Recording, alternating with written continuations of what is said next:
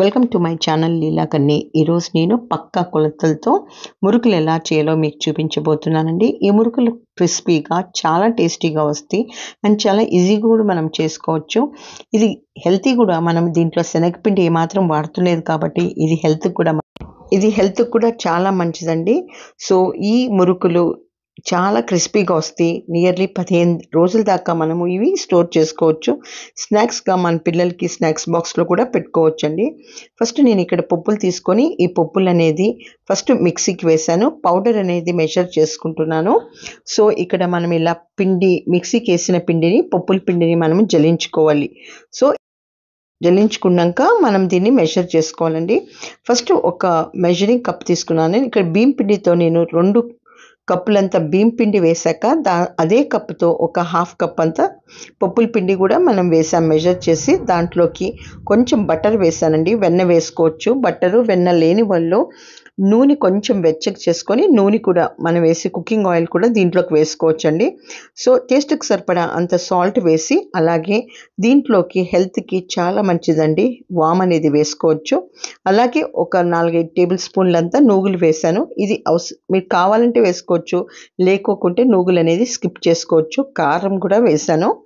ఇలా 2 టేబుల్ స్పూన్లంత కారం వేసేసి దీంట్లోకి కొంచెం సీక్రెట్ ఇంగ్రీడియంట్ అండి, కొంచెం ఒక 4-5 టేబుల్ స్పూన్లంత మైదా వేయండి. చాలా క్రిస్పీగా వస్తాయి. అలాగే దీంట్లోకి ఒక 2 టేబుల్ స్పూన్లంత నూనె వేసి మనం బటర్ అంత ఆయిల్ వేసాం కదా, ఇదంతా బాగా ప్రెస్ చేసుకోవాలి.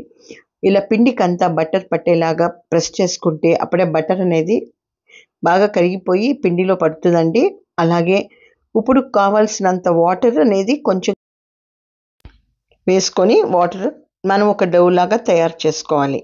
మరి ఎక్కువగా మెత్తగా ఉండకూడదు, మరి గట్టిగా ఉండకూడదండి. మనం చక్లీ పావులో పెడితే మనం ప్రెస్ చేసుకోగలిగే అంత ఉండాలి. మీరు ఎక్కువ క్వాంటిటీలో ఇది పిండి మనము చేస్తున్నప్పుడు ఈ మురుకులు ఒకేసారి పిండి కలపకండి, గట్టిగా కటువు అయిపోతాయి. సో కొంచెం కొంచెం పిండి ముద్దలాగా కలుపుకొని వేసుకుంటే ఈ మురుకులు అనేవి బాగా గుల్లుగా వస్తాయి. సో ఇప్పుడు మనం ఈ పిండిని తీసుకొని మనము మౌల్లో పెట్టుకోవాలి. నేను ఇక్కడ ఫస్ట్ మౌల్కి నూనె అంతా రాసేస్తున్నాను. ఇలా మనం పావు ఉంటాయి కండి, చక్లీ పావులు ఎన్నో వెరైటీస్ వచ్చినాయండి ఇప్పుడు మార్కెట్లో.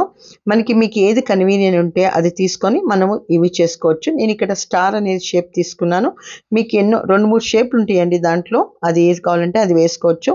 పిండి అనేది తీసుకొని దీంట్లో పెట్టుకొని ఇలా ప్రెస్ చేసుకోవాలి. ఫస్ట్ మీరు కొత్తగా రౌండ్ షేప్ రాకున్న వాళ్ళు ఇలా డైరెక్ట్గా ప్లేట్లో వేసేసుకొని ఒకసారి ఇలా తీగలాగా చేసి దాన్ని ఒక్కొక్కళ్ళు రౌండ్గా ఇలా షేప్ చేసుకోవచ్చు. సో కొత్తగా చేసేవాళ్ళు ఇదైతే చాలా ఈజీగా ఉంటుందండి, మీకు కరెక్ట్ షేప్ అనేది వస్తుంది. లేదా ఇలా మనము గెంటిపైనే వేసేసుకొని ప్రెస్ చేసుకొని ఇది కూడా వేసుకోవచ్చండి. లేదా ఇంకా కొంచెం ప్లేట్లో కూడా మనము ఇలా ప్రెస్ చేసుకొని ఒక్కొక్కటి వేసుకోవచ్చు. మీకు ఏది ఈజీ అనిపిస్తే అలా చేసుకోండి. మీకు కన్వీనియంట్గా మీకు ఏది ఈజీగా అనిపిస్తే మీరు ఇలా ప్రెస్ చేసుకొని చేసుకోవచ్చు. సో ఇలా మనం చేసుకున్న ఇవన్నీ మనము మీడియం ఫ్లేమ్లోనే కాల్చుకోవాలండి, హై ఫ్లేమ్లో మాత్రం పెట్టుకోకూడదు. సో ఇప్పుడు పొయ్యి మీద బాండి పెట్టి నూనె వేసి, నూనె అనేది మీడియం ఫ్లేమ్లోనే బాగా కాలనివ్వాలి.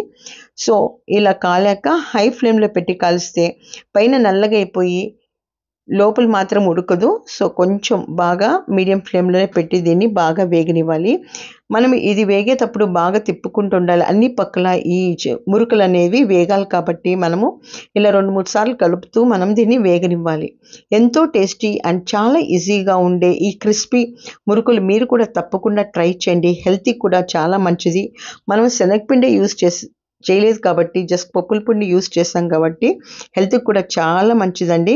అలాగే స్నాక్స్ కూడా పిల్లలకి ఈజీగా మనం చేసి పెట్టుకొని ఒక 10-15 రోజుల దాకా స్టోర్ చేసుకొని పిల్లలకి సర్వ్ చేయొచ్చు.